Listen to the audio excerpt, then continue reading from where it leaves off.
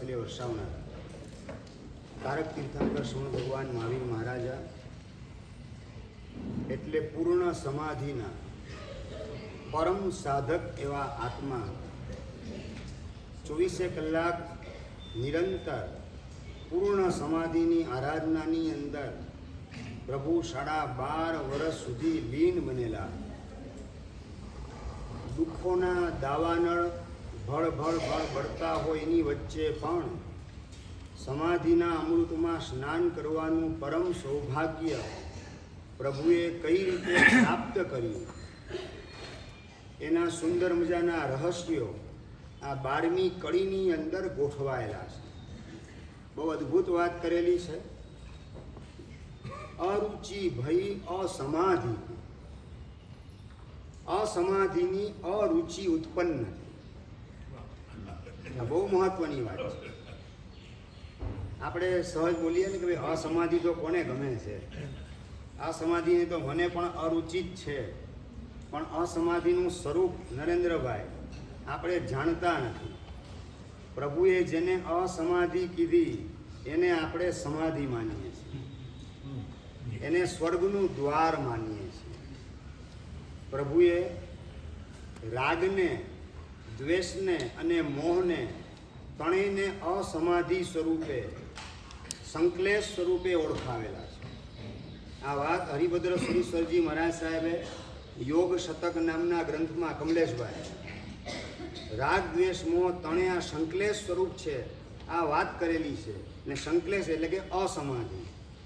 એમાંથી આપણે રાગને શું માનીએ ભોલાભાઈ? દીકરા પ્રત્યેનો રાગ, દીકરી પ્રત્યેનો રાગ, પૈસા પ્રત્યેનો રાગ, શરીર પ્રત્યેનો રાગ, આપણી વાવાને પ્રસિદ્ધિ થાય એના પ્રત્યેનો રાગ. આ બધો રાગ આપણને શું લાગે અશોકભાઈ? મીઠો લાગે છે, મધુરો લાગે છે, સ્વર્ગનું દ્વાર લાગે છે. એટલે અસમાધિથી અરુચિ એટલે કે રાગની અરુચિ ભગવાનને થયેલી હતી. આ સૌથી પહેલું પગથિયું વિકાસનું છે. આત્મવિકાસના માર્ગ ઉપર આગળ વધવું હોય તો પહેલું ડગલું કયું માંડવાનું છે? રાગ પ્રત્યે વૈરાગ્ય ભીતરમાં પ્રગટાવવાનું છે. રાગ જ્યાં સુધી ગમતો હોય ત્યાં સુધી સંસાર સંકેલાય તેવી શક્યતા રહેવાની નથી. કારણ કે આખા એ સંસારનું એન્જિન હોય તો એ રાગ છે. અનાદિકાળથી સંસારની ગાડી એને દોડાવવાનું કામ, ખેંચવાનું કામ આ રાગનું એન્જિન કરી રહેલ છે. રાગનું એન્જિન જો બંધ પડી જાય તો સંસારની ગાડી ફૂલ સ્પીડની અંદર જે દોડી રહેલી છે ઓટોમેટિક સ્ટોપ થઈ જાય. આપણે રાગના એન્જિનમાં સતત પેટ્રોલ પૂરવાનું કામ અથવા ઇલેક્ટ્રિસિટીનું કનેક્શન એની આરે ગોઠવવાનું કામ, એમાં જ આપણે મહેનત કરી રહેલા છીએ. એ મહેનત ક્યારે અટકે? તો કે રાગ એ આગ છે. આ અંદરમાં આપણને પ્રતીત થાય એને વિશેની વિચારણા આપણે શરૂ કરીએ કે રાગ શા માટે છોડવા જેવો, રાગ શા માટે કાઢવા જેવો છે. શાસ્ત્રકાર જેને કાઢવા જેવો બતાવે છે એ મને સંઘરવા જેવો કેમ લાગે છે? આ વિશે શાંત ચિત્તે આપણે વિચાર કરીએ તો જ રાગ પ્રત્યે વૈરાગ્ય જાગે તેવી શક્યતા છે. નરેન્દ્રભાઈ તમે શું સાહેબ? રાગ તો બે જીવને જોડવાનું કામ કરે છે. રાગ તો પતિ અને પત્ની બેને જોડે છે. અમે રાગનો પ્રેમ સમજીએ. રાગ એટલે પ્રેમ. રાગ બોલો, પ્રેમ બોલો, આકર્ષણ બોલો, અલગ અલગ શબ્દ છે, પણ એ પ્રેમ એ પણ કેવો તો કે પરદ્રવ્યનો પ્રેમ એટલે એને રાગ કહેવાય. અને પોતાના આત્માનો અને પોતાના અસલ પરમાત્મા સ્વરૂપનો પ્રેમ આવે એને ઉપાસના કહેવાય છે. આપણે રાગમાં અટવાયેલા છે. પ્રેમ તરીકે લેબલ લગાવી દઈએ કે છોકરો કોલેજમાં છોકરીની હારે પ્રેમ જ કરતો હોય છે, પણ શાસ્ત્રકાર એને શું? એ રાગની આગ છે, કામ વાસનાની એ આગ છે. પણ પ્રશ્ન એ થાય દીપકભાઈ કે રાગ તો બે વ્યક્તિને જોડવાનું કામ કરે, તો જીવોની સાથે જોડે એ વસ્તુ સારી કે ખરાબ? આપણી બુદ્ધિની બિલાડી જે છે આડી ઉતરે છે પ્રકાશભાઈ. રાગ તો બે ભાઈને જોડવાનું કામ કરે, પતિ અને પત્નીને જોડે, મા અને દીકરાને જોડવાનું કામ કરે. તો એ રાગ જીવોને જોડે તો એને શા માટે ખરાબ ચિતરવાનું કામ કરવામાં આવે છે? શાસ્ત્રકાર કહે છે કે રાગ એકની સાથે તમને જોડી બાકી અનંતા જીવોની બાદબાકી કરાવે છે. માટે રાગ ખતરનાક છે.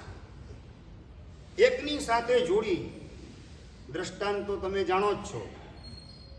ચૂલણી, એને વજીર પ્રત્યેનો રાગ ઊભો થઈ ગયો પોતાના પતિની વિદાય પછી, અને પોતાના દીકરા પ્રત્યે પણ જે સહજ નિર્દોષ લાગણી હતી, વાત્સલ્ય ભાવ હતો, એ બધો પણ બાળવાનું સળગાવવાનું કામ એ રાગની આગ કરે છે. પોતાના દીકરાને પણ પોતાના સ્નેહ વર્તુળની અંદર, વાત્સલ્ય વર્તુળની અંદર પ્રવેશ આપવા માટે ચૂલણી તૈયાર થતી નથી, અને એને સળગાવવાનું કામ, સળગાવવા માટેનો સંકલ્પ કરી બેસે છે. શેના કારણે? તો કે આ વજીર પ્રત્યેનો રાગ, એની આગ અંદરમાં ઊભી થયેલી છે. એકની સાથે જોડાય અને જગતની તમામે તમામ વ્યક્તિ સાથેનું કનેક્શન કટ ઓફ કરવાનું. પછી એ સગ્ગો દીકરો હોય અને એમાં નડતર રૂપ થાય એવી સંભાવના લાગતી હોય, એટલે એને પતાવી દેવાનો ત્યાં સુધીના પ્લાન રાગ ઊભા કરાવે છે. માટે રાગ એ કરવા જેવો નથી. રાગ એ જરાય કરવા જેવો નથી. આ અંદરમાં ભાવ જેટલો ઘૂંટાતો જાય તો જ રાગનો પાવર ડાઉન થાય, ઘટે તેવી શક્યતા રહેવાની છે. આપણે રાગને જોડનાર સમજીએ છીએ. રાગ એકની સાથે આપણને જોડી અનંતાની બાદ બાકી કરાવે છે.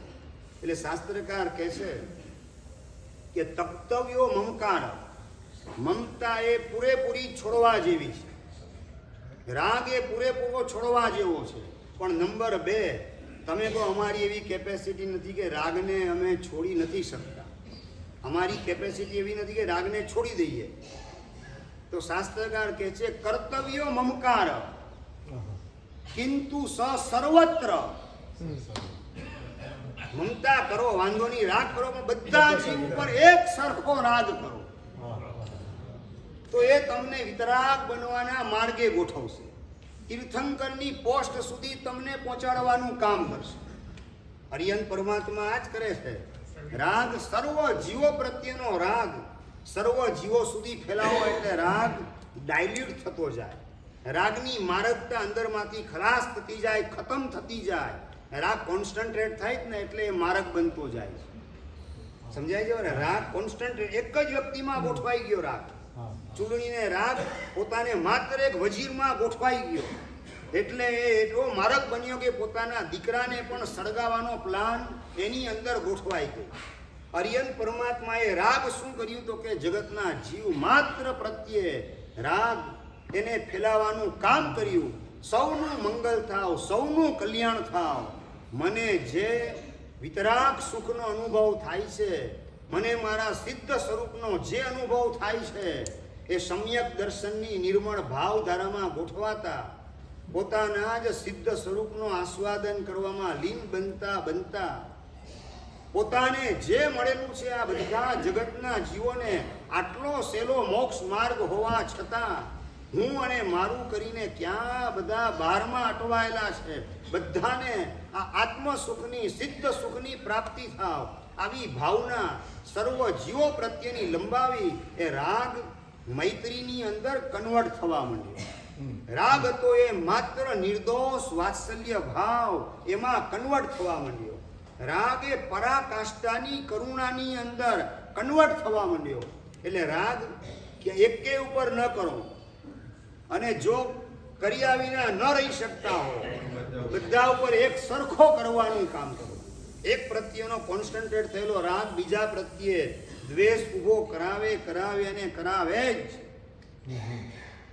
સવારના પોરમાં મમ્મી દીકરાનું ટિફિન બોક્સ તૈયાર કરીને હાથમાં આપે, નાસ્તો કરાવ્યો.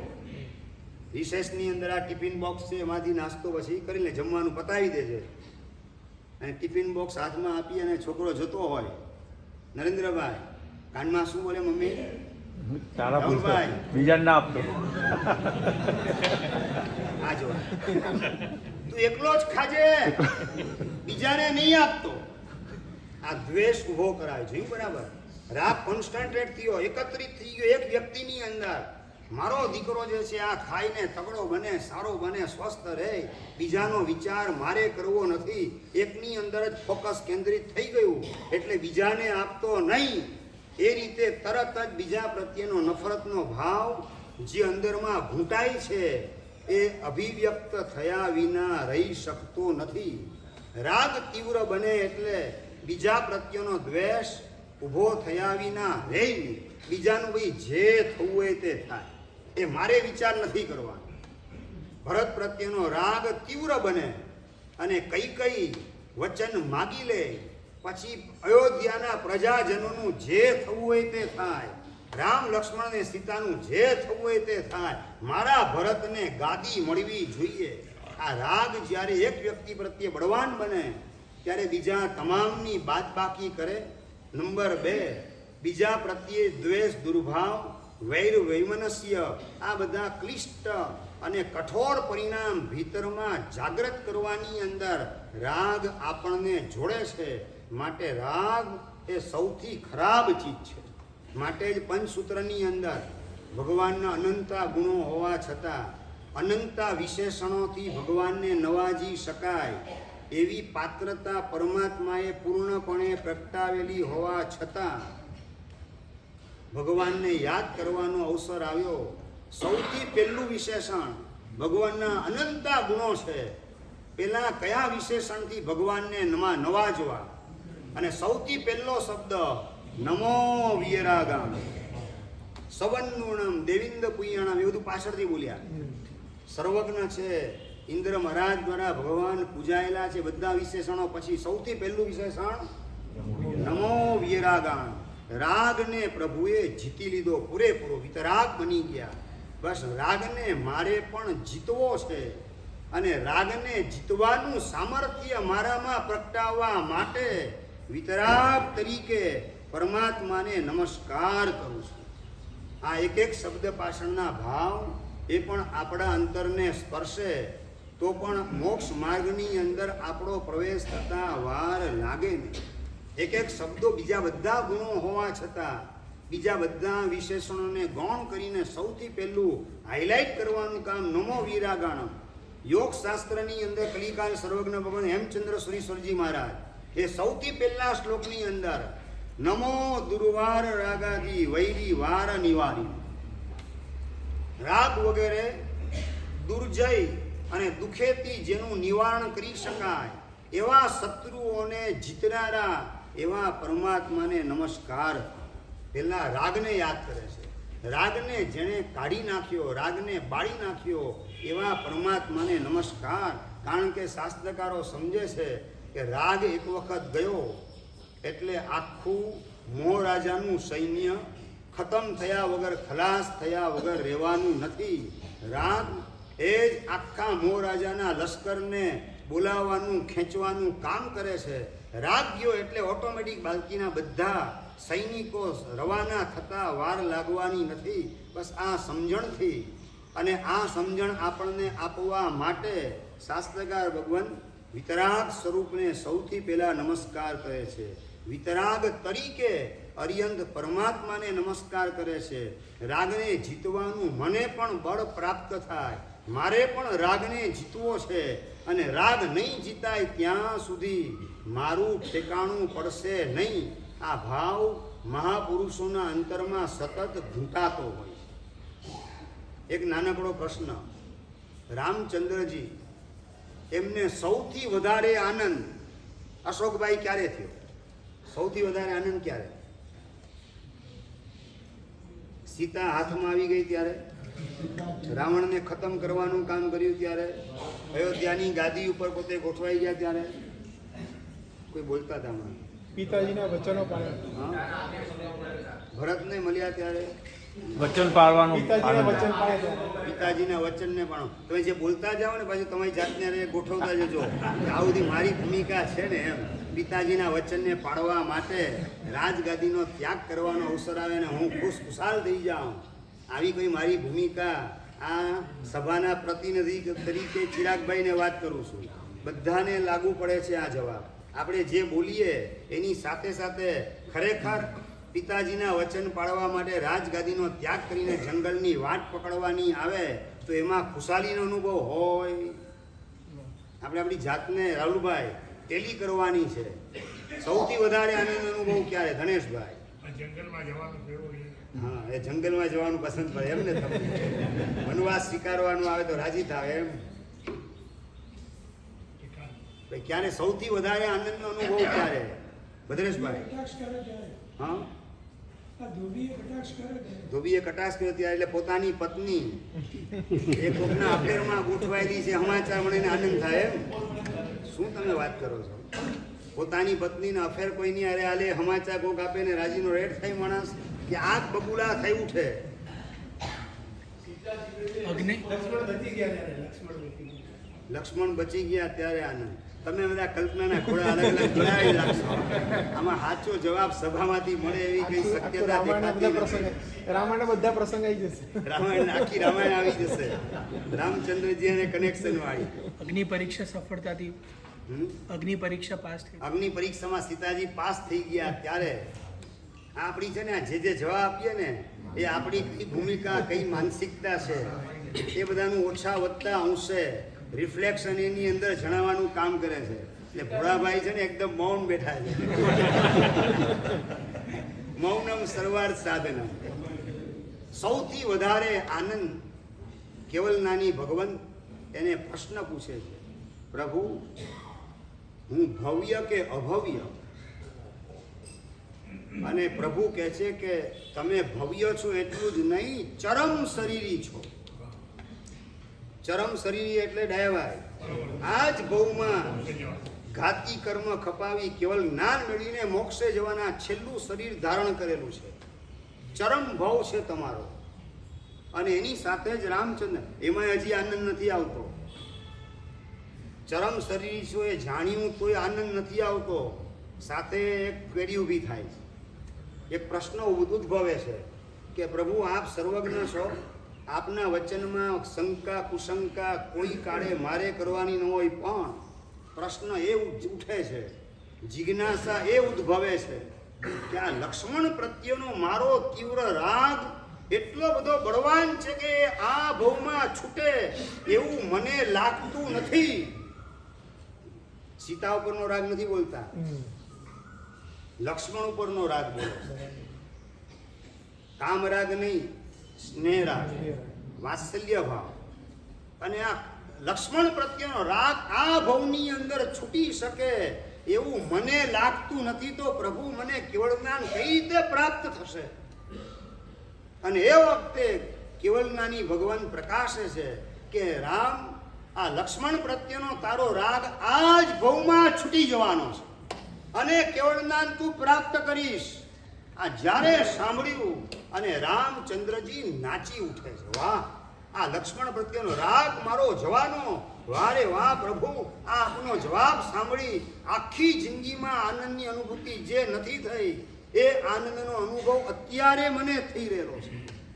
સૌથી વધારે આનંદ લક્ષ્મણ પ્રત્યેનો રાગ ખલાસ થવાનો, એ પણ આ જ ભવમાં ખલાસ થવાનો એ જાણી અને રામચંદ્રજી નાચી ઉઠે, ઝૂમી ઉઠે છે. સૌથી વધારે આનંદની અનુભૂતિ ભવની અંદર સૌથી પહેલી વખત આ સમયે રામચંદ્રજી કરે છે. રામચંદ્રજીને લક્ષ્મણ પ્રત્યે રાગ હતો, પણ રાગ એ મારો રોગ છે એવી સમજદારી પણ અંદરમાં ઘૂંટાતી. સાહેબ, ગૌતમ સ્વામીજીનો જે રાગ હતો હા, એ વિશે જરા કંઈક ગૌતમ. હવે અત્યારે રામનું આપણે પેલા સાંભળી ગયા, એ ગૌતમની કથા કરીએ, એની પણ વાત કરશું. પેલા આપણે રામચંદ્રજીનું સાંભળી લઈએ કે રામને રાગ છે લક્ષ્મણ પ્રત્યે, પણ રાગ એ મારો રોગ છે. આ રોગ કાઢવા જેવો છે. રોગ એ મારા આત્માને બરબાદ કરી નાખશે. આત્માનું સ્વાસ્થ્ય ખલાસ કરી નાખશે. આ ભાવ અંતરમાં ઘૂંટાતો હતો. એવા પ્રકારનું નિર્મળ સમ્યક દર્શન રામચંદ્રજીની પાસે હતું. નિર્મળ સમ્યક દર્શનના ધારક એવા રામચંદ્રજી રાગને આગ સ્વરૂપે સમજવાનું કામ કરે છે. રાગ એ મારી સાધના દ્વારા ઊભું થયેલું પુણ્ય બાળીને સાફ કરી નાખશે. રાગ એ મારી સદગતિને સળગાવનારી આગ છે. આ રાગની આગ નહીં ઓલવું ત્યાં સુધી મારું કલ્યાણ કઈ રીતે શક્ય બનશે? આ જ સતત પ્રશ્ન રામચંદ્રજીના મનમાં ઘૂંટાય છે.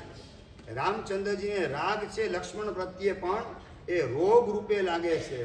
રાગ એ આગ રૂપે લાગે છે. અને આ છૂટી જાય તો સારું, છૂટી જાય તો સારું એવો ભાવ પણ અંદર ઘૂંટાયા કરે છે. અને જ્યારે સાંભળ્યું કે આ રાગ જવાનો, ત્યારે ક્લાઇમેક્સ ઉપરનો આનંદ રામચંદ્રજી અનુભવે છે. કારણ કે રાગ એની ભયાનકતાનો વિચાર એની અંદર સતત જોડાયેલા રહેતા હતા. આપણે રાગ ભયાનક છે, રાગ ભયંકર કે ભદ્રંકર? ભાઈ રાગ, ઉમેશભાઈ, રાગ ભયંકર લાગે કે ભદ્રંકર લાગે? ભદ્રંકર એટલે કલ્યાણને કરનારો. અનેક ઉપર હોય તો ભદ્રંકર, એક ઉપર હોય તો ભયંકર. આપણી જાતને પૂછવાનું. મારા જવાબ તમે ક્યાં બોલવાનું? આમ હોય તો આમ ને આમ હોય તો આમે જવાબ મારો હોય.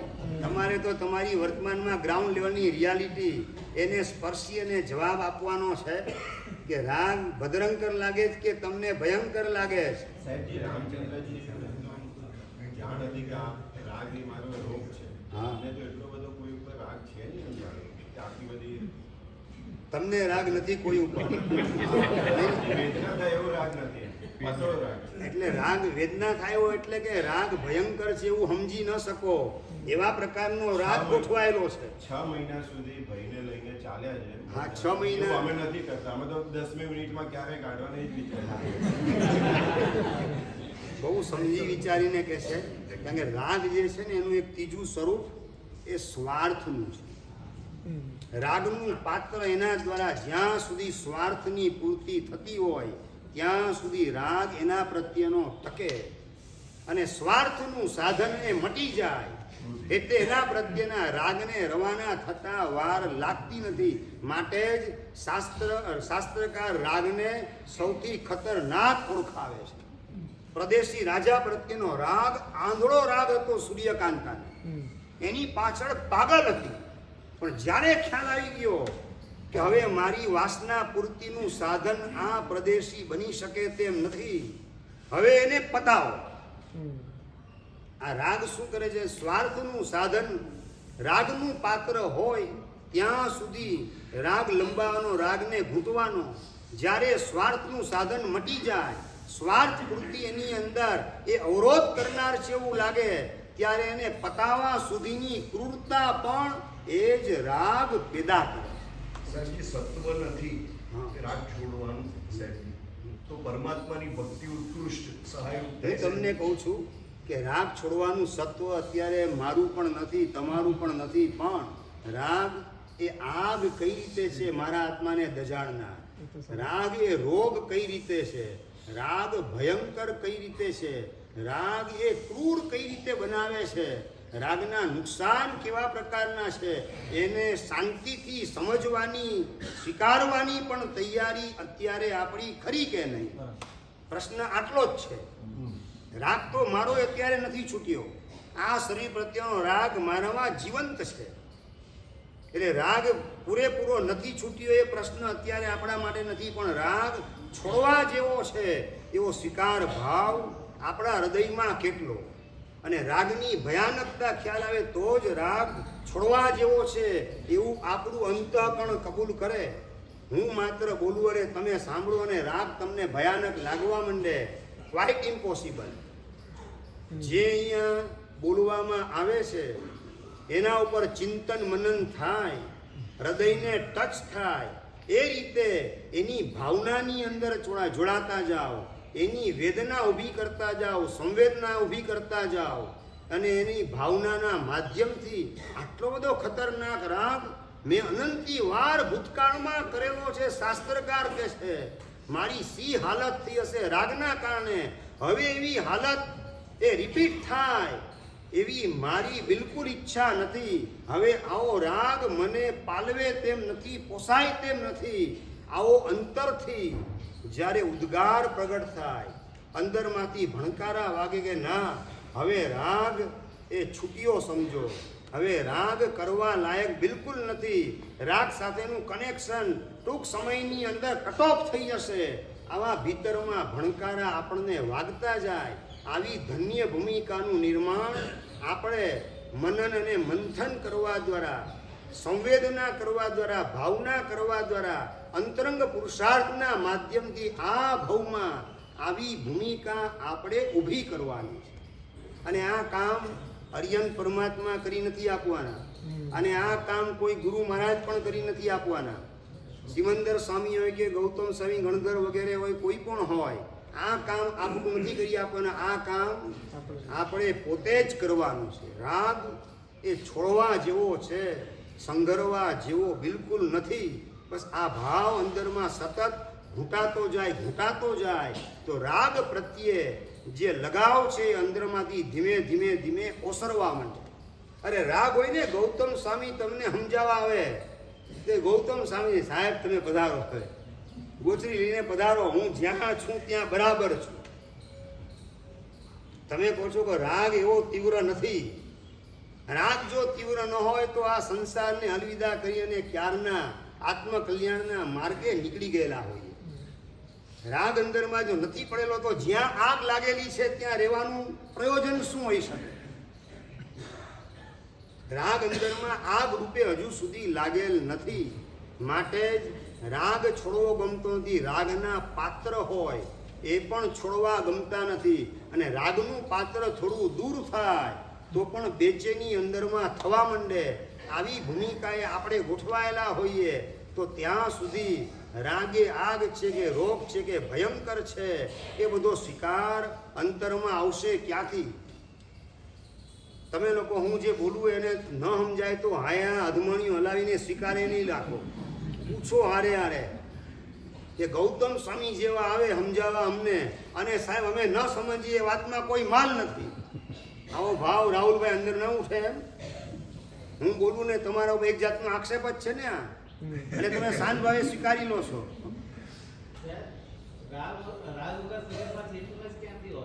રાગ વગર શરીરમાં ચેતના ક્યાંથી હોય? તો ભગવાન કેવલનાન પછી 30 વર્ષ સુધી વિચરેલા હતા આ અવની તલ ઉપર. રાગ 100% રવાના થઈ ચૂકેલો છે. તો ચેતના એ શરીરમાં હતી કે ગાયબ થઈ ગયેલી હતી? રાગ વગર ચેતના ન હોય તો સિદ્ધ ભગવાન એ જળ છે કે ચેતન છે? ત્યાં તો રાગ બિલકુલ નથી. કેવલ જ્ઞાની ભગવંતો 2 કોડી કેવલ ધારા રોજ બોલો સિમંદર સ્વામીના ચૈતન્યમાં. સિમંદર સ્વામી પાસે 2 કરોડ કેવલ જ્ઞાની. રાગ બિલકુલ નથી. તો એ ચેતન છે કે જળ છે? એટલે રાગ એ આત્માનું ત્રૈકાલિક સ્વરૂપ નથી, વર્તમાનકાલીન સ્વરૂપ છે. ત્રૈકાલિક સ્વરૂપ ચૈતન્ય છે. ચેતના એ ત્રૈકાલિક સ્વરૂપ છે. અને વર્તમાનકાલીન સ્વરૂપ હોય તો રાગ, દ્વેષ, મોહ, વાસના, લાલસા આ બધું વર્તમાનકાલિક સ્વરૂપ છે, એક ક્ષણિક સ્વરૂપ છે. અને એમાં આપણે એટલા બધા અટવાઈ ગયેલા છે કે આપણું ઓરિજિનલ સ્વરૂપ એને આપણે ભૂલી જઈએ છીએ. એને આપણે નજરઅંદાજ કરવાનું કામ કરીએ છીએ અને તોફાનમાં અટવાય અને મળેલો ભાવ આમ ને આમ વેડફાઈ જાય એવા માર્ગે દોડવાનું કામ કરેલા છીએ. ફરીથી પ્રશ્ન કે ગણધર ભગવાન જેવા આંગણે અને બારણે આવે સમજાવવા માટે, ભાઈ આ છોડ સંસાર છૂટી જાય. હું તમને સમજાવું ને ન છૂટે તો હું સ્વીકાર કરું છું. પણ ગૌતમ સ્વામી સમજાવે ને તમે સંસાર છોડી જ દો કે એ પણ ન છૂટે. એમની લબ્ધિ હતી. એમની લબ્ધિ મહત્વની કે તમારી પાત્રતા મહત્વની? પાત્રતા કે યોગ્યતા તો ઓઘો લેવા માટે ગુરુની લબ્ધિ કામ કરે કે તમારી પાત્રતા એના કરતા વધારે કામ કરે? એટલે ગૌતમ સ્વામી જેવા આવે સમજાવવા માટે, ભાઈ આ છોડ સંસાર છોડવા જેવો છે, ધડ દીને છોડીને ઊભા થઈ જાઓ. સંસારને અલવિદા કરીને નીકળી જાઓ. ભાઈ રાગ નથી તો નીકળતા ક્યાં વાર લાગે? અરે ગૌતમ સ્વામી સમજાવવા આવે પેલા ખેડૂતને, અને ભાઈ તું આ છોડ, તો આ સંસાર એ દાવાનળ છે, અને પરમાત્મા એ દાવાનળને ઠારનારા પુષ્કરાવર્ત મેઘને પણ ટક્કર મારે એવા છે. એ સાંભળતા સાંભળતા સંસાર છોડવા જેવો છે ભાવ હૃદયને સ્પર્શી જાય, અને ખેડૂત ઊભો થઈ જાય અને વાત કરે કે ભગવાન આપ પધારો, વાત કહો છો, ફરમાવો છે, વાત 100% સાચી, સંસારને હવે છોડી દેવો છે, આ સંસારમાં નથી રહેવું, પણ એક નાનકડી છૂટ આપી દો. કઈ ભાગશાળી છૂટ? મારી પત્નીને સાથે રાખવાની છૂટ એક આપી દો. દીક્ષા માટે તૈયાર છું. અને ગૌતમ સ્વામી કહે કે ભાગશાળી આજ તો મોટો સંસાર છે, એ ન છૂટે ત્યાં સુધી સંસાર છૂટ્યો ન કહેવાય. એને જ્યાં સુધી વળગીને રહીશ ત્યાં સુધી સંસારનું કનેક્શન કટઓફ નહીં થાય. ના સાહેબ, એ કઈ રીતે છૂટે? એને કઈ રીતે છોડાય? એના ગુલાબી ગાલ કેવા છે, એના ચમકતા દાંત કેવા છે, એના સોનેરી વાળ કેવા છે, એનું મોઢું જ્યાં વગર હું 1 મિનિટ રહી ન શકું. ગૌતમ સ્વામી જેવા સમજાવવા આવે, પણ આ રાગ કેવો ખતરનાક છે કે ગણધર ગૌતમ જેવા પધારે એના સંયોગને પણ નિષ્ફળ કરવાનું કામ કરાવે. એ રાગની મારકતા છે. આ મારકતાને આપણે હૃદયથી સંવેદેલી નથી, એનો સ્વીકાર કરેલો નથી, માટે બે રોક ટોક રાગના માર્ગે દોડવાનું ચાલુ છે. ગૌતમ ગણધર જેવા પધારે, દીક્ષા આપે એને 24 કલાક દીક્ષા પાડે એટલે કેવલ જ્ઞાનની ગેરંટી, અનંત કાળનું મોક્ષનું સુખ એ આજ ભવના અંતે તમને પ્રાપ્ત થવાનું નિશ્ચિત રૂપે આવી ગેરંટી જેના માટે આપવામાં આવે, એવા ગણધર ગૌતમ પધારે ઘરના આંગણે, અને એવો થયેલો સુયોગ, આવો સરસ મજાનો સંયોગ એને પણ નિષ્ફળ કરવાનું કામ આ રાગ કરાવે છે. તો આના કરતાં વધારે રાગની ખતરનાકતા બીજી કઈ હોઈ શકે? આ હૃદયથી સંવેદનશીલ હૃદયથી આને ઘૂંટી ઘૂંટીને અંદરમાં એની અસર પહોંચે, એ રીતે એના ઉપર ચિંતન મનનને મંથન કરવાની આવશ્યકતા છે. એકાંતની અંદર આપણે આપણી સાથે હોઈએ, આપણી સાથે બીજા કોઈનું કનેક્શન ન હોય, એવા સંયોગમાં આવી ઘટનાને ઉથલાવી નજર સમક્ષ પ્રગટ કરી એનું ચિંતન મનન કરવાની અંદર હૃદયને ટચ થાય એવી સંવેદનાને ભાવના પ્રગટાવતા મનોમંથનની ભૂમિકાએ જો આપણે ગોઠવાઈએ તો રાગ એ કરવા જેવો નથી જ. એ અંતરમાંથી ઉદ્ગાર નીકળ્યા વિના રહી શકે નહીં. અને ગૌતમ સ્વામી જોઈએ છે કે ભાગશાળી આ ભાગી માણસ, આને આ સમજાવીએ પણ મેળ પડે એવું દેખાતું નથી. ધર્મ લાભ કહી અને નીકળે, અને ઓલો વડાવવા માટે ઊભો થાય, અને ઊભો થતાની સાથે જ માથામાં ખીલ્લો દિવાલમાં હતો, થોડો બહાર રહેલો હતો, એ જોરથી વાગે, ત્યાંને ત્યાં ખોપરીની અંદર ખીલ્લો વાગે, ખોપરી ફાટે, brain haemorrhage, on the spot expired થાય, ચીસ પાડીને ત્યાં પતી ગયો. આ પત્ની વગર ન રહી શકું કેનારો પત્નીને છોડીને રવાના થઈ ગયો. હાય હાય, આ સંસારનો રાગ કેવો ખતરનાક છે. પત્નીનો રાગ એને કેવો આ ભવને નિષ્ફળ કરવાના માર્ગે ગોઠવવાનું કામ કરે છે. આવા વિચારની અંદર ગોઠવાયેલા ગણધર ગૌતમ ભગવંત વૈરાગ્ય પોતાનો દ્રઢ કરવાની અંદર જોડાય છે.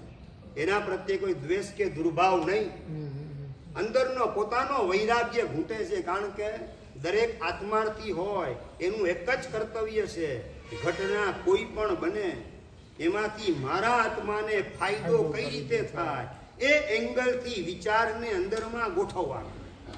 એ સિવાયના બીજા કોઈ વિચારને અંદરમાં પ્રવેશ આપવો નથી. આ રામખોરને બદમાશ માનતો નતો, જોઈ લીધું ને એનું હું ફળાયું. આવા કોઈ નબળા વિચાર પોતાના અંતઃકરણને સ્પર્શે નહીં. આ રાગે એનો ભાવ આમ ને આમ નિષ્ફળ કરાવી દીધો. રાગ કેટલો ખતરનાક છે. અને મારા પ્રભુ પણ કહે છે તું મારા પ્રત્યેનો રાગ છોડ. આ રાગ છોડવાનો હજી એટલો ઉત્સાહ કેમ મને જાગતો નથી? મારો રાગ ક્યારે છૂટે? ભગવાનની વાત ક્યારે સાચી પડે, સફળ થાય? ભગવાન કહે છે તું ગૌતમ મારા પ્રત્યેનો રાગ છોડ, તત્કાલ તને કેવલ જ્ઞાન થશે. અને માને કેવલ જ્ઞાન તો જોઈએ જ છે, પણ ભગવાન પ્રત્યેનો રાગ છૂટી શકતો નથી. ક્યારે આ રાગ મારો છૂટે? એવો પોતાનો વૈરાગ્ય ભાવ એને ઘૂંટવા દ્વારા પોતાનું કામ કરવામાં ગૌતમ સ્વામી ગોઠવાઈ જાય છે. અને નિર્મળ અવધિ જ્ઞાન એનો ઉપયોગ મૂકીને એને થયું કે લાવ જોઉં તો ખરો કે આ ભાગશાળી ક્યાં ઉત્પન્ન થયો છે. ક્યાં ઉત્પન્ન થયો તો? પોતાની જ પત્ની, એના સોનેરી વાળ અને એની અંદર જૂ તરીકે ગોઠવાઈ ગયેલો છે. હાય હાય, આવા રાગના કાતિલ અંજામ, આવા ક્રૂર અંજામ રાગના, જેના પ્રત્યેનો તીવ્ર રાગ, એના જ માથામાં વાળમાં જૂ તરીકે જન્મવાનું. આવી સજા કર્મ સત્તા રાગની આપે છે. આવો રાગ મારો ક્યારે છૂટશે? ક્યારે આ રાગથી હું મુક્ત થઈશ? એવો વૈરાગ્ય ભાવ અંતરમાં ઘૂંટવાની અંદર, દ્રઢ કરવાની અંદર ગૌતમ ગણધર ગોઠવાઈ જાય છે.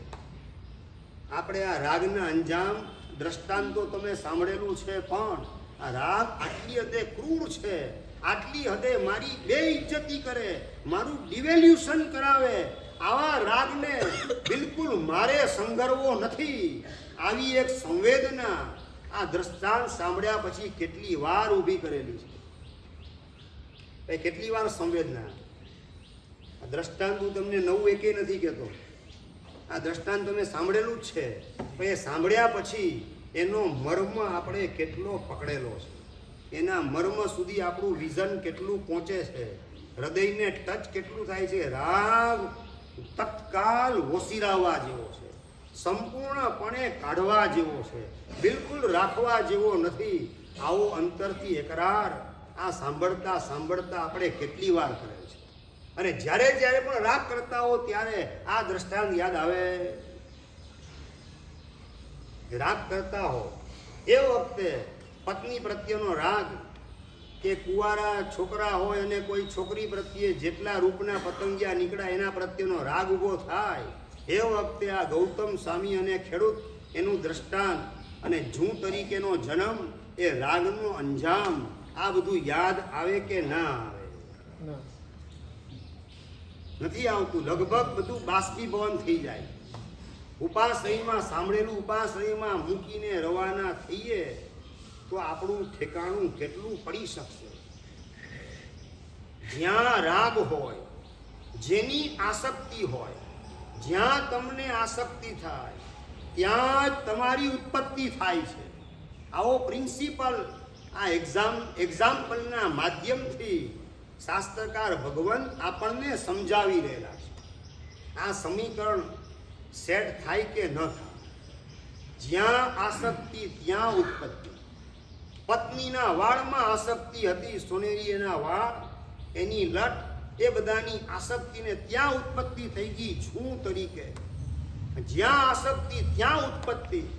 મને સ્ત્રી ગમે છે, સ્ત્રીના અંગો પાંગ વગેરે ગમે છે, અને જે ગમે છે ત્યાં જેની મને આસક્તિ છે ત્યાં જ મારી ઉત્પત્તિ થશે એમ શાસ્ત્રકાર કહે છે. મને જે અંગો ગમે છે એને બ્રેસ્ટ કેન્સર થાય અને એ કેન્સરના કીડા તરીકે મારે જન્મવું પડશે. મને જે અંગો ગમે છે ત્યાં મારો જન્મ થશે. એને ગર્ભાશયનું કેન્સર થાય ને મારે એમાં કેન્સરના કીડા તરીકે અવતાર લેવો પડશે. એને બગલમાં કેન્સરની ગાંઠ થાય ને કેન્સરના કીડા તરીકે મારે જન્મવું પડશે. એના દાંત મને ગમે છે ને દાંતમાં એને પાયોરિયા થાય, એમાં રસી થાય, એમાં કીડા પડે, બેક્ટેરિયા ઊભા થાય, એમાં મારે ગોઠવાવું પડશે. આ વિચાર અંતરમાં કેટલો આવે? જ્યાં આસક્તિ ત્યાં ઉત્પત્તિ, જ્યાં રાગ, જે અંગનો રાગ ત્યાં મારો જન્મ થવાનો આ સ્વરૂપે એ શું મને મંજૂર છે? આ પ્રશ્ન ઢંઢોળીને આપણી જાતને આપણે કેટલી વાર રાગ કરતી વખતે પૂછેલ છે. અત્યારે શાંતિનો સમય ચાલે છે. પ્રવચન ખંડમાં છો એટલો સમય શાંતિનો છે. શાંતિના સમયમાં યુદ્ધની તૈયારી કરો તો યુદ્ધમાં લોહી ઓછું રેડવું પડે. સમજાય છે બરાબર? આ શાંતિનો સમય અત્યારે રાગ એટેક નથી કરતો. ઉપમિતિ ભવ પ્રપંચા કથાની અંદર વાત કરી છે સિદ્ધર્ષિ ગણી મહારાજે કે આચાર્ય ભગવંત જ્યાં દેશના આપે છે એ દેશના ભૂમિમાં શ્રોતા જેવો પ્રવેશ કરે, વિમલ ને વામદેવ વગેરે કે વૈશ્વાનર વગેરે પ્રવેશ કરે અને અંદર મારેલો વૈશ્વાનર કે માયા વગેરે અંદરમાં નીકળીને બહાર રહી જાય, દેશના ભૂમિમાં એન્ટ્રી કરી ના શકે. આ પ્રવચન હોલનો પ્રભાવ છે. આ દેશના ભૂમિનું આ સામર્થ્ય ઉપમિતિ ભવ પ્રપંચા કથાકાર સિદ્ધર્ષિ ગણી મહારાજે ફરમાવેલું છે કે પરમાત્માના સમોષણમાં તો મોહ રાજા પ્રવેશી ના શકે, પણ એ પરમાત્માની વાણી જ્યાં પીરસવામાં આવે આચાર્ય ભગવાન મુનિ ભગવંત વગેરે દ્વારા એ પ્રવચન ખંડમાં પણ મોહ રાજા પ્રવેશ કરી ના શકે. એ પ્રવેશ કરી રહેલા ભાગશાળી એની અંદરમાંથી નીકળી અને દેશના ભૂમિની થોડે દૂર પોતે ગોઠવાઈને રહેલા હોય. ત્યાં અત્યારે મારી કોઈ તાકાત નથી, મારી હેસિયત નથી કે ત્યાં જઈ શકું. આ જીનવાણીનો ધોધ વરસે છે, એના પ્રભાવને હું સહન કરી શકું એ મારી કેપેસિટી નથી. રાગ દ્વેષ મોહ વાસના લાલસા બધા દેશના ભૂમિથી દૂર ગોઠવાયેલા હોય અને આ શાંતિની જગ્યા છે. આ શાંતિનો સમય છે, પ્રવચન શ્રવણનો સમય. એટલે અને એ વખતે તમે કરેલી તૈયારી યુદ્ધમાં લોહી ઓછું રેડવું પડશે. યુદ્ધમાં એટલે ભરતભાઈ, યુદ્ધમાં એટલે ઉપાસની બહાર નીકળ્યા પછી એ જ રાગ દ્વેષને મોહ વાસના લાલસા તૃષ્ણા આપણામાં પ્રવેશી જાય અને યુદ્ધ શરૂ થાય દુકાનમાં, ઘરમાં, બજારમાં, ઓફિસમાં. એ વખતે લોહી ઓછું રેડવું પડે. એવી તૈયારી ઉપાશ્રયમાં કરી અને પછી બહાર જાઓ. જો આવી તૈયારી માટે આવતા હો તો એકાદ પ્રવચન સાંભળેલું પણ તમારા માટે પર્યાપ્ત સાબિત થઈ જાય. રોહિણીયાએ ખાલી 4 શબ્દો સાંભળેલા હતા, એના માટે યુ ટર્ન લાવવા માટે પર્યાપ્ત હતા. બસ મારે યુ ટર્ન લાવવો છે. યુ ટર્ન સૌથી પહેલા અભિપ્રાયની અંદર લાવવો છે. મારી વિચાર સરણીની અંદર યુ ટર્ન ભગવાનને માન્ય હોય એવા જ વિચાર મારા અંતઃકરણમાં ઉગે. એ સિવાયનો એક પણ વિચાર અંતઃકરણમાં જન્મી જ ન શકે, પ્રગટી જ ના શકે. આવી ભૂમિકાને મારે આ જ ભવમાં તૈયાર કરવી છે. આ ચોમાસામાં મેક્સિમમ એની તૈયારી આ ચોમાસામાં કરી લેવી છે. આવો અંદરનો તમારો સંકલ્પ હોય અને એક એક્ઝામ્પલ રાગનું જૂં થવું પડ્યું, જ્યાં આસક્તિ ત્યાં ઉત્પત્તિ.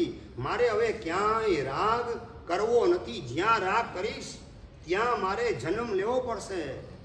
આ વિચાર તમે કોકના બંગલા પાસેથી પસાર થતા હો,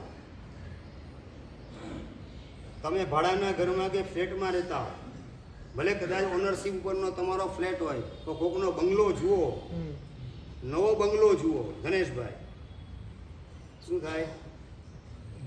બંગલો ગમી જાય, જોરદાર બંગલો છે. રિઝલ્ટ શું આવે? એનો વિચાર બંગલો ગમે એ વખતે અંદરમાં એનો વિચાર ઉગે કે ના ઉગે? તમે ફ્લેટમાં રહો છો અને કોકના બંગલા પાસેથી પસાર થાવ છો, નવો બંગલો છે, સેન્ટ્રલ એસી બંગલો છે, એને તમે જુઓ છો, જોઈને હરખાઈ રાખો છો. એ રાગ શું કરાવે?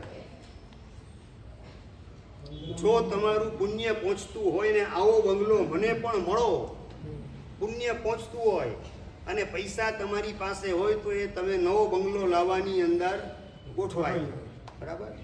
પણ નંબર 2, એ નવો બંગલો તમે મળી ગયો પણ એ પૈસા ન હોય તો રાગ શું કરાવે? અંદરમાં સતત બળતરા કરાવે. અને નંબર 2, કદાચ આયુષ્ય પૂરું થઈ ગયું, રાગની આસક્તિમાં માનો કે આયુષ્ય પૂરું થઈ ગયું અને પુણ્ય તમારું થોડું ઓછું છે, ઓછું એટલે સમજી ગયા ને? એ બંગલાના માલિક બનવાનું પુણ્ય આ ભવમાં સાધના કરવા દ્વારા તમે ઉત્પન્ન કરેલું નથી. થોડુંક પુણ્ય ઓછું છે તો તમને શાસ્ત્રકાર કે છે જેનો રાગ હોય, જેની આસક્તિ હોય એ ચીજ મળે તો ખરી, પણ તમારા પુણ્ય મુજબ મળે, તમારી પાત્રતા મુજબ મળે. એટલે કે એ બંગલાના વોચમેન તરીકે તમે ગોઠવાઈ જાઓ. થોડુંક પુણ્ય ઓછું પડે છે, માલિક બનવાનું પુણ્ય નથી, તો વોચમેન બનીને એ જ બંગલાની અંદર ગોઠવાઈ જવાનું. 24 કલાક એ જ બંગલાની બહાર વોચમેન તરીકે ગોઠવાઈ જાઓ, એવો બંગલો તમને મળે. પસંદ ખરું જયેશભાઈ? આ રીતે બંગલો મળે એ મંજૂર છે? એના કરતા થોડું પુણ્ય ઓછું હોય તો ઘરની અંદર નોકર ચાકર તરીકે ગોઠવાવું પડે. ઓલો વોચમેન તો નાઇટ વોચમેન આખી રાત 12 કલાક સુધી ત્યાં રહેવાનું, ડ્યુટી કરવાની, અને દિવસે પણ ત્યાં સુવા મળી નાનકડી રૂમ એને આપવામાં આવે. પણ એ બંગલામાં રૂમ મળે તમને સાઈડમાં ખૂણામાં, એવું પુણ્ય તમારું નથી, ઓછું છે પુણ્ય. સાહેબ આગળ ના લઈ જતા શ્વાન સુધી. એટલે રાગના ફળ એને જાણવાથી ગભરાટ કેમ થાય છે? પ્રશ્ન આ છે. કારણ કે અંદરમાં રાગ સાચવી રાખવો છે. રાગના ખતરનાક ફળ છે એનો વિચાર આપણે કરવો નથી. બાકી રાગ કઈ રીતે થઈ શકશે? રાગ તો કરવો જ છે, પોષવો છે, તગડો બનાવવો છે. એ અંદરનો આ એટીટ્યુડ એ આપણને આવી મૂંઝવણ ઊભી કરાવે છે કે હવે આગળ નહીં લઈ જતા. 2 કલાક ઘરની અંદર વાસણ ધોવા માટે, કપડાં ધોવા માટે ઘાટી આવે, નોકર ચાકર આવે, અને એ રીતે બંગલાનો સંયોગ કર્મ સત્તા કરાવે. અને પંચેન્દ્રિય મનુષ્ય તરીકેનું પુણ્ય ન હોય તો હમણાં જ ભાગશાળીએ વાત કરી, એ જ ઘરમાં કૂતરો બનીને જન્મ લેવો પડે. કૂતરો બનીને ઘરની ચોકીદારી કરવાની અને બંગલો જઈને હરખાય રાખવાનું. કેવો બંગલો, કેવો બંગલો, સરસ બંગલો મળેલો છે. આ તરીકે પંચેન્દ્રિય તરીકેનું પુણ્ય તમારું છે, પણ મનુષ્ય બનવાનું પુણ્ય પરવારી ગયેલું છે. તો કૂતરા તરીકે કર્મ સત્તા ત્યાં ગોઠવવાનું કામ કરે. આગળ વધીને પંચેન્દ્રિય ત્રિયન તરીકેનું પણ પુણ્ય તમારું પરવારી ચૂકેલું છે. તો એ જ ઘરની અંદર ઉધય તરીકે જન્મવું પડે. એ જ ઘરની અંદર કીડી મકોડા તરીકે જન્મ લેવો પડે. એ જ ઘરમાં માખી અને મચ્છર બની અને અનેક ભવો પૂરા કરવા પડે.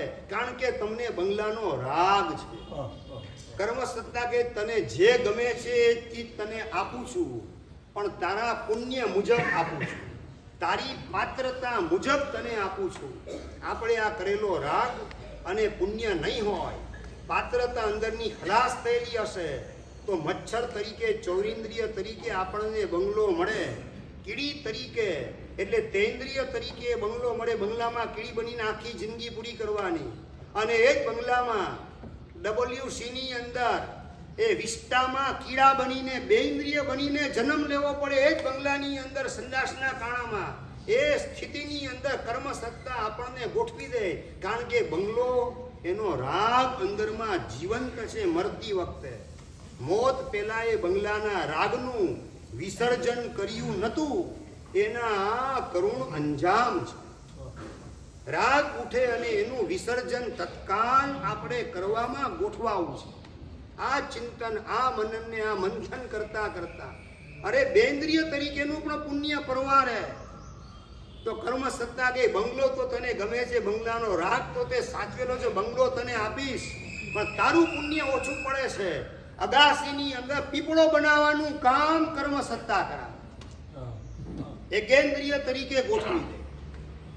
અને દીકરો 14મી જાન્યુઆરીના દિવસે પતંગ ચગાવવા ઉપર ચડેલો હોય અને પીપળા તરીકે પપ્પાના દર્શન થાય, એ નીચે પાણીનો લોટો લઈને પાણી છાંટે ને, પાણી રેડે કે ન રેડે? એમ રે ભાઈ, એ પપ્પાના પીપળા તરીકે દર્શન થાય, પાણી રેડવાનું કામ કરે કે ઉચકીને ફેંકી દે?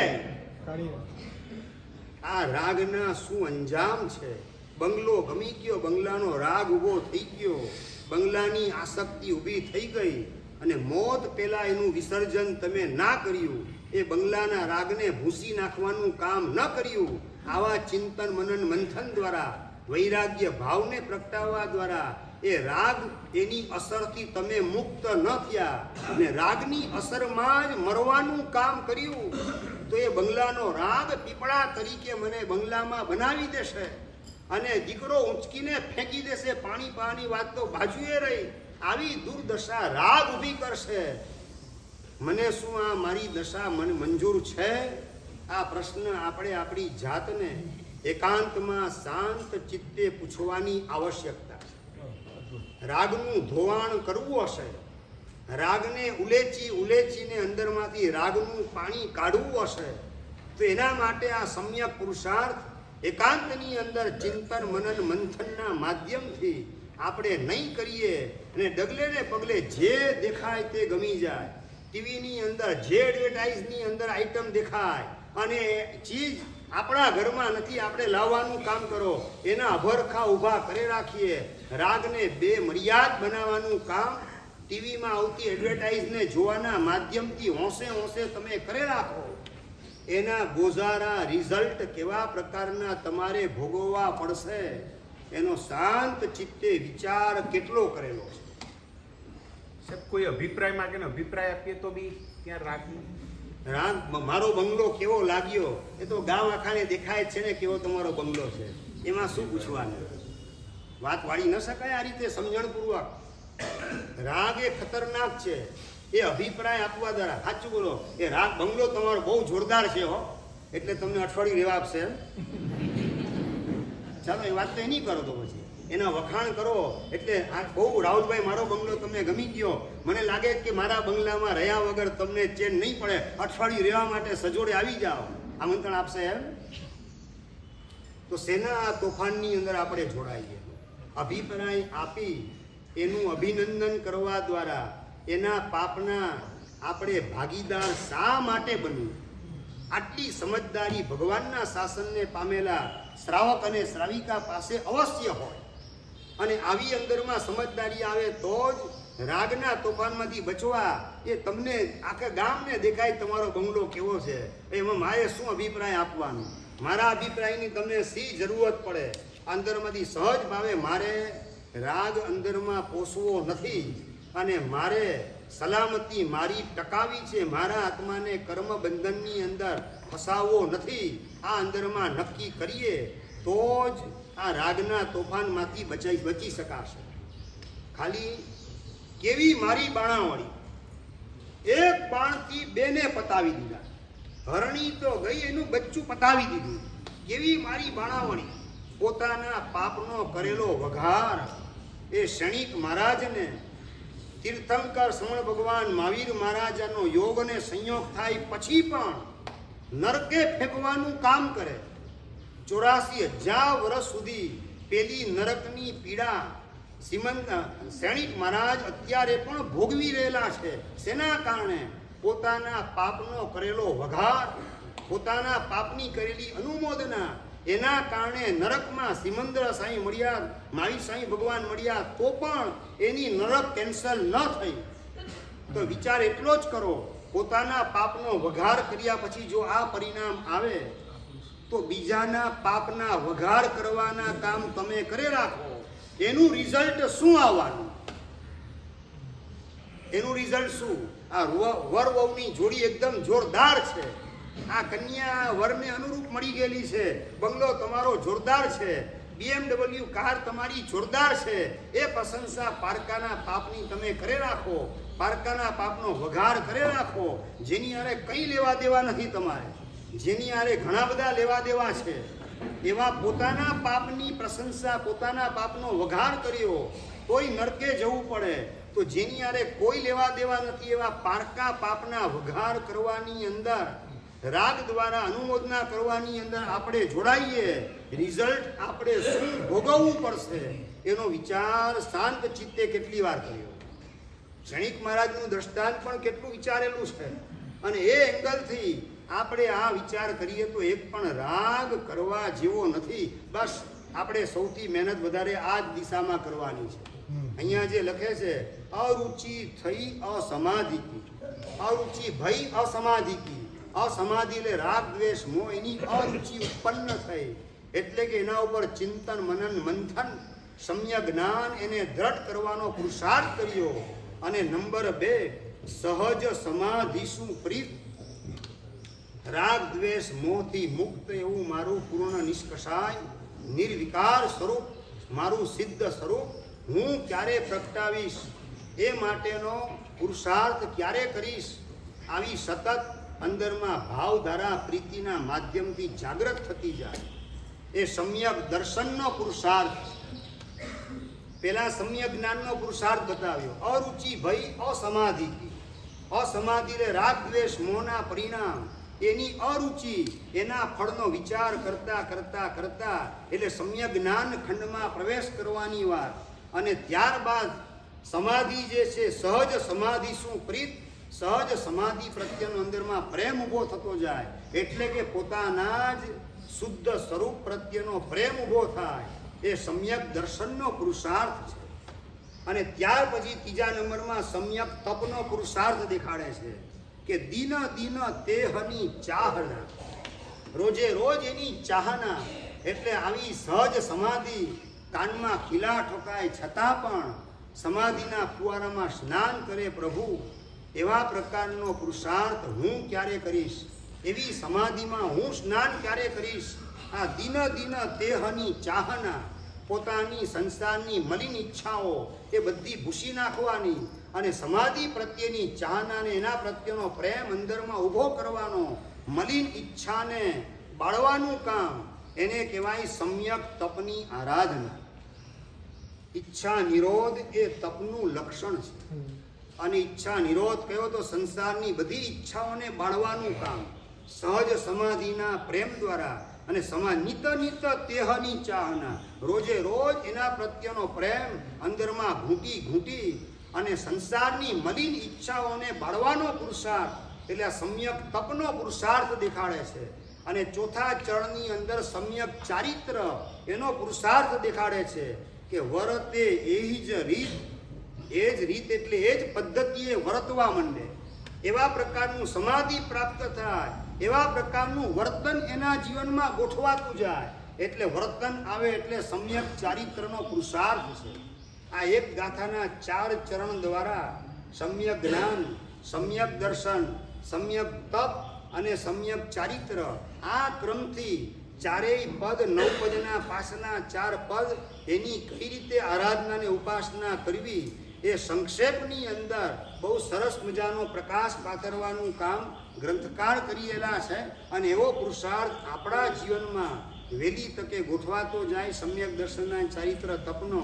એ જ મંગલ કામના જીનાગના વિદ્યાર્થી ઈચ્છા.